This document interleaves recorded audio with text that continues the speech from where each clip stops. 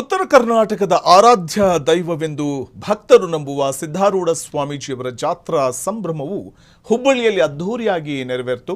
ಶಿವರಾತ್ರಿಯ ಹಬ್ಬದ ಅಂಗವಾಗಿ ನಡೆದಂತಹ ಸಿದ್ಧಾರೂಢರ ರಥೋತ್ಸವಕ್ಕೆ ಲಕ್ಷಾಂತರ ಭಕ್ತರು ಹರಿದು ಬಂದು ಭಕ್ತ ಸಾಗರವನ್ನು ನಿರ್ಮಿಸಿದರು. ಮುಖ್ಯ ಬೀದಿಗಳಲ್ಲಿ ರಥ ಸಾಗುತ್ತಿದ್ದಂತೆ ಹರ ಹರ ಮಹಾದೇವ ಎಂಬ ಘೋಷಣೆಗಳು ಮೊಳಗಿದ್ವು. ಶಿವನಿಗೆ ಜೈಕಾರ ಹಾಕಲಾಯಿತು.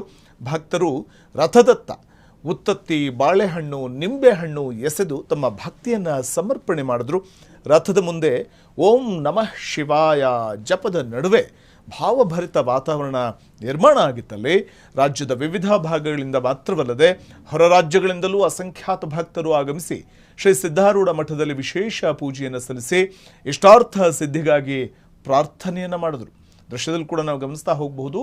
ಸಿದ್ಧಾರೂಢರ ಒಂದು ಮಹಿಮೆ ಇಡೀ ಜಗತ್ತಿಗೆ ನಾವು ಕಾಣಬಹುದಾಗಿದೆ. ಅವರ ಮಹಿಮೆ ಹೇಗಿತ್ತು ಅನ್ನುವಂಥದ್ದು. ಉತ್ತರ ಕರ್ನಾಟಕ ಭಾಗದಲ್ಲಂತೂ ಈ ಸಿದ್ಧಾರೂಢರ ಮಹಾತ್ಮೆಯನ್ನು ಸಾರುವಂಥ ಒಂದು ಜಾತ್ರಾ ಮಹೋತ್ಸವ ಸಂದರ್ಭದಲ್ಲಿ ನಡೆಯುವಂಥ ರಥೋತ್ಸವದಲ್ಲಿ ಪಾಲ್ಗೊಳ್ಳುವಂಥ ಭಕ್ತರು ಲಕ್ಷಾಂತರ ಸಂಖ್ಯೆಯಲ್ಲಿ ರಾಜ್ಯದ ನಾನಾ ಭಾಗಗಳಿಂದ ಆಗಮಿಸ್ತಾರೆ ಮತ್ತು ಈ ವೇಳೆ ನೆರೆಯ ರಾಜ್ಯಗಳಿಂದಲೂ ಕೂಡ ಆಗಮಿಸಿ ಈ ವೇಳೆ ಆರೂಢರ ರಥೋತ್ಸವದಲ್ಲಿ ಪಾಲ್ಗೊಳ್ತಾರೆ.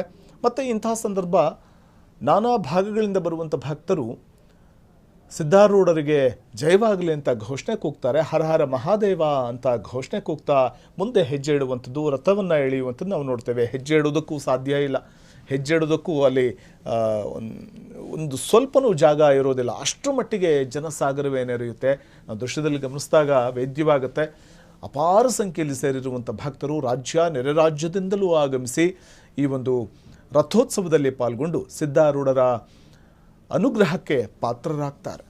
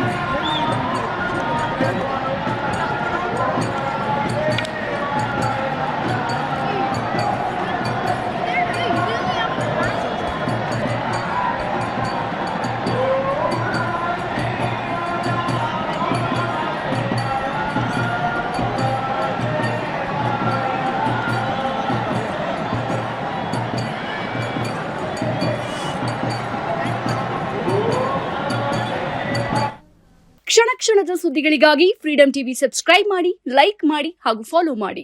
ಹೊಸ ಸುದ್ದಿಗಳ ನೋಟಿಫಿಕೇಶನ್ಗಾಗಿ ಬೆಲ್ ಐಕಾನ್ ಮೇಲೆ ಕ್ಲಿಕ್ ಮಾಡಿ.